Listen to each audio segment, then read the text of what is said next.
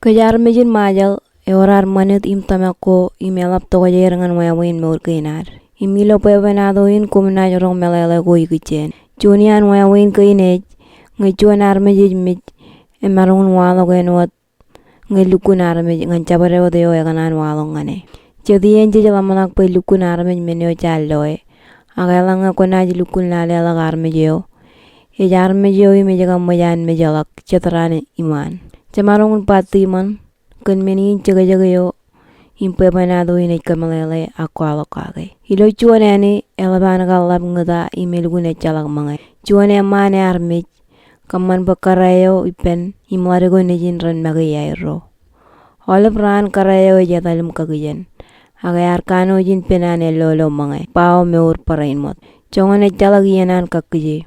Larego nejin echamarungun cibangai kanandre.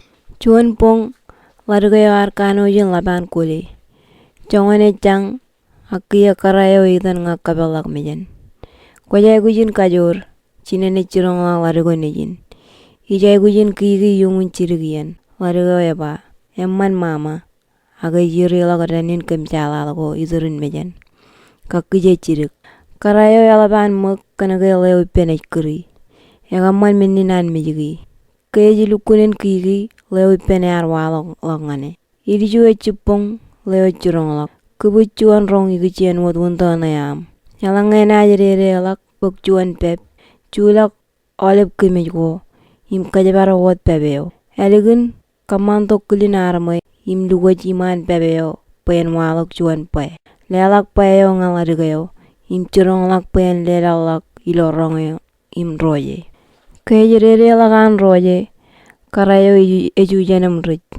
Yar cija diyo mencirigi yanam lamanak. Tamol menin kay. Lewi payar kanono tongan nga kay. Emol kay menuko yar patongan nga. Kia karayo yar karja larigo nejin. Ime rogar cimar kamani menuko leo yar pangane. Ilo yeno yar kiki. Kaya rojo roro.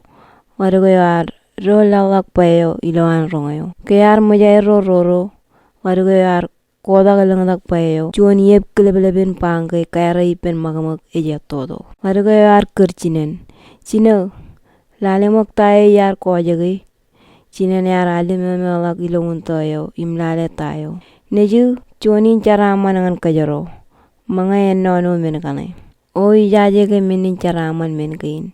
Larigo yar pa. Parcola lak payane. Kia larigo yar bal rol lalak payo imroje. Larrik podok mga cenlawan arirne ngan nga. Kueim cinam nganar mga. Kia yar par kanagalang tak payo. Terin yar koko jaga ecep calata. Ken menin yar par kercinen payan talala tayo. Cinen ya ba kocep lale gay calili menagana ngan panggayan.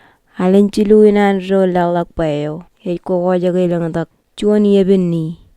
Conganan ikelep ni go eban ilim cuan. Cinen eba. Neju ni gane kena ro Irak. Kumarong pejara gama yang orkiya. Ito kajaro mga.